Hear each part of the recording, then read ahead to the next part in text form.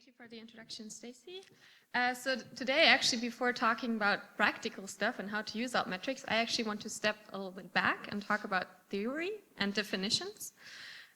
So actually, we have a problem with altmetrics. We're lacking a clear definition. So a lot of people have been talking about it. You've heard about it in the last 5 years. It was kind of a hot topic with all the major publishers now actually providing altmetrics, or at least using them in some form. This is just to give you an overview. This didn't come from nothing, but we actually had webometrics before that were already trying to capture broader impact, broader research impact, not just the citing authors and the publication output on the web. So basically, we have some works that go back to 1998 where Blaise Cronin was already talking about these kind of polymorphous mentioning that are likely to become a defining feature of web-based scholarly communication. Then later, you all probably know that it was Jason Preem that was coining that term in 2010. Since then, we've had a couple of approaches to defining what altmetrics are, but other than that, it's a good keyword to find with high precision the papers on altmetrics. I actually think it's not a really good term. And the definitions that we have, so Jason's approach was to say altmetrics are the study and use of scholarly impact measures based on activity in online tools and environments. And just recently, and I think you can actually still comment on this definition of the NICE Working Group A on altmetrics use cases and definitions. And they are saying altmetrics is a broad term that encapsulates the digital collection, creation, and use of multiple forms of assessment that are derived from activity and engagement among diverse stakeholders and scholarly outputs in the research ecosystem. What you see here, if you look at the definitions, they're that broad that they always have to say all of that but not citations, right? So they want to do something differently, something alternative to citations. But if you look at these definitions, they could actually include them. So I think these authors have really done a great job in trying to define it. But the reason why I think these definitions are not really good is because I think citations are not so different. So we should not have a definition that excludes citations. So if you look at this indicator space or the different kind of metrics that we've always been using in scholarly communication, we have bibliometrics, we have scientometrics, which includes patents, for example, so it's a little bit broader than just the publication output. And altmetrics is a subset of webometrics. But the problem of altmetrics is that it's quite heterogeneous. So it includes something like tweeting about a paper, tweeting about a scientist, but also recently, for example, the company Altmetric has started to collect citations in policy documents, right? And if you compare that to a regular citation, it's actually I think a citation in a paper can be very heterogeneous too. So if you look at a brief mention in the introduction of a paper that just said, Preem 2010 did this, right? That is actually more comparable to a tweet that just, oh, there's a paper that did this, than a really intense more frequent citation in the method section where you basically use the method of a paper and base your whole research on that, right? So the same thing applies kind of for altmetrics. These things are very heterogeneous. So what me and my colleagues have tried to do is step away from trying to define altmetrics as something different than citations, but to talk about scholarly metrics in a general sense. And that would be defined as recorded events of acts related to either scholarly documents or scholarly agents. And documents here is a very broad definition, actually going back to Paul Otlet in the 1930s, that it could be anything that is documented. So it can be a research paper, it can be a book, a blog post, a data set, it can be code, it can even be a tweet itself, right? That is also a document.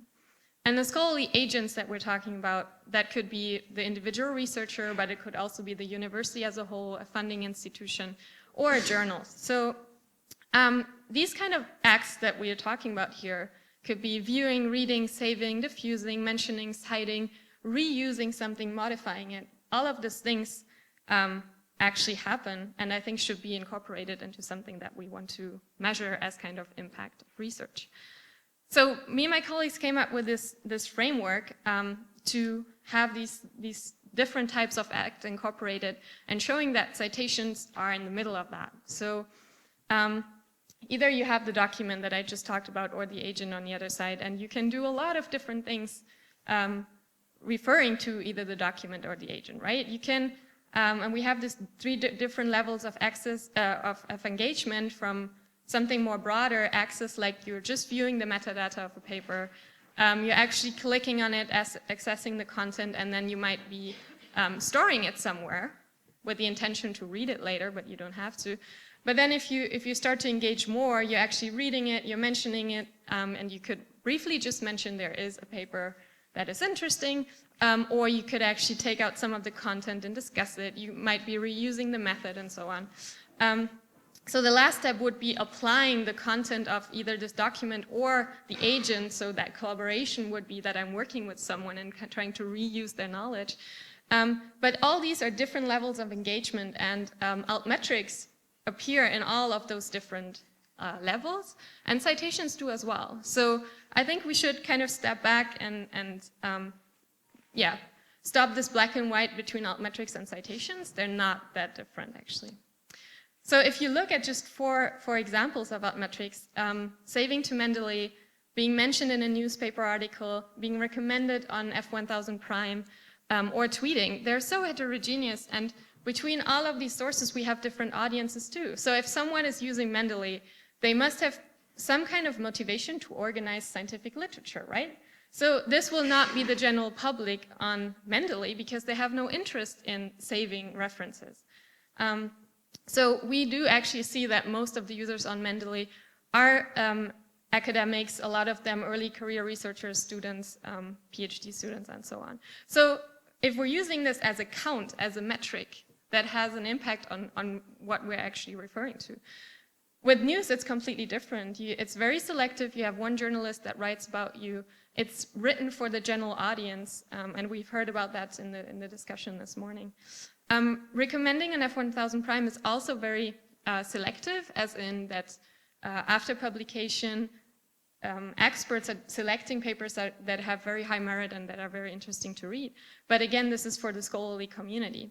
And tweeting can be anything, right? So Twitter has always been heralded as the platform where we can measure societal impact of research.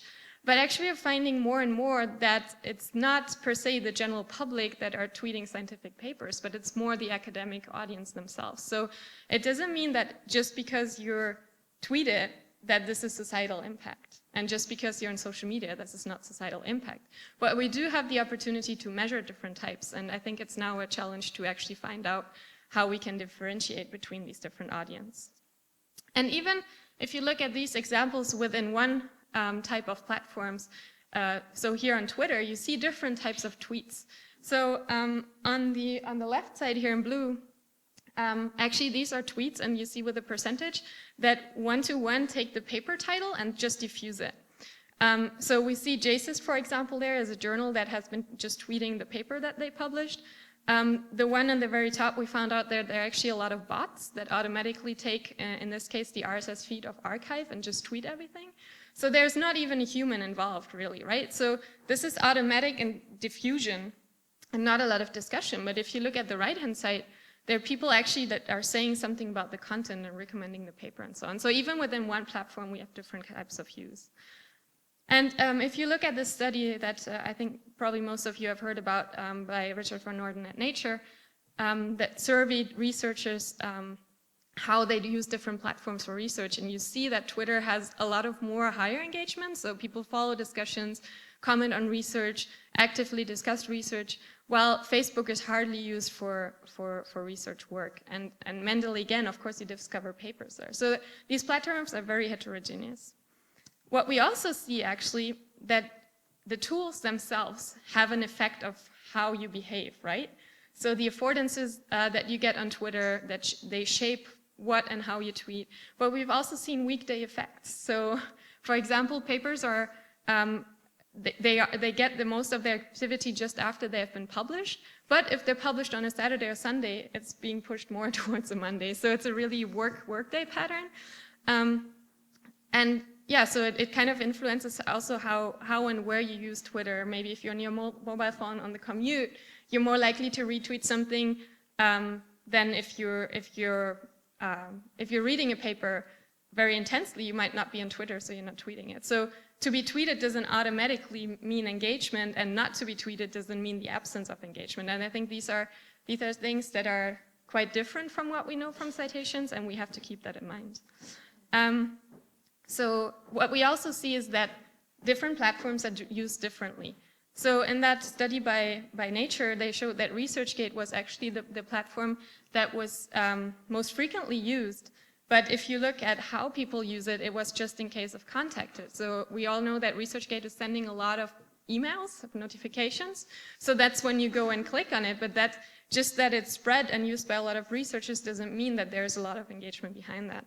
But of course, we have to keep in mind who are the people that are creating the metrics, the counts for the metrics that we use, right? So if it's only grad students that are on Mendeley, or only the assistant profs that are on Twitter, that has an effect of the metric that we're using.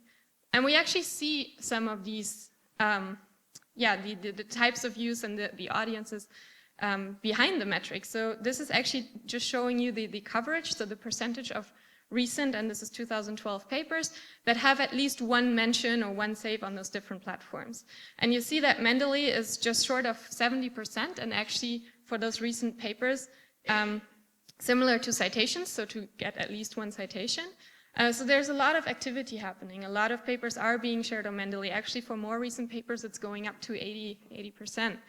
For Twitter, it's about 1/5. So 80% of documents never get any tweet. It is going up, but still, this is completely different. And then if you look at Facebook public shares in this case, blog posts, newspapers, it's very selective and tiny. So for the majority of documents, this is never happening.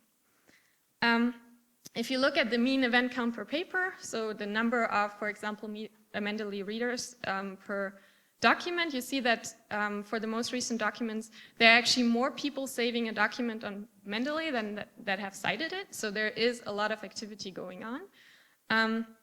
Whereas it's very low for the other social media accounts, so there's not that much going on. And last but not least, what we're always doing is correlating with something that we know, that is citations. And except for Mendeley, we see very low to non-existent positive correlations. So Mendeley again shows, though, an academic use. It's not highly correlated, but there are moderate positive correlations with citations, so not everything that is added to Mendeley gets cited. But we've also seen from some surveys, and we're exploring this more, that there is an interest. If you add something to Mendeley, you're probably going to cite it later, or at least have an interest to do so. We also know that there are differences by discipline. So if you look at the percentage of papers having at least one tweet, it's much higher in biomedical and health sciences, in social science and humanities, than in math and computer science, or in physics, for example. Why? Well, on the one hand, people can relate to a social science paper, but they don't understand high energy physics, right? So there is certainly something where the society has larger interest in that, but we also have to be aware of and how far this is actually the communities themselves. So we know that physicists and mathematicians, they're not very active on Twitter. Well, if you compare that to someone in biomedicine, this is different. We also see different patterns regarding document types. So for example, actually what we call the so-called non-citable items, so editorial material, book reviews, corrections, letters, and particularly news items, so that usually don't get that many citations, are actually the document types that get a lot of attention on Twitter.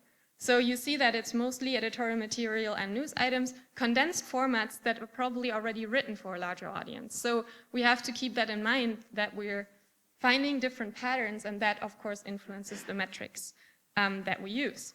So to sum up, we have very heterogeneous platforms, acts, users, and also user motivations that are using different platforms that we are basically harvesting metrics from, and that are already being applied right now on journal pages in different contexts. Impact Story, for example, provides that for the author.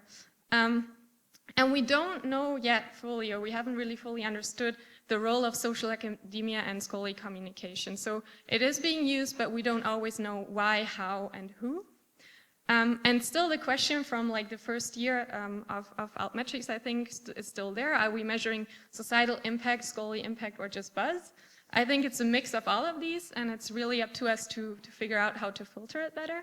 And we have a lot of limitations in data collection still. So right now, although altmetrics want to be broader and capture the impact of different types of outputs, de facto it's limited to DOIs, which mostly means peer-reviewed articles. So that's also a big problem. And then last but not least, I would really advise to pay attention to adverse effects. So we know that from bibliometrics, since we're using the number of publications as an indicator for productivity and the citations for impact, people have started to change their behavior, right?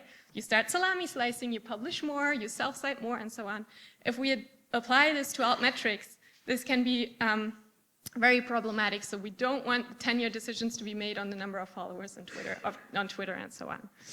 Okay, thank you very much, and I'm happy to answer your questions later.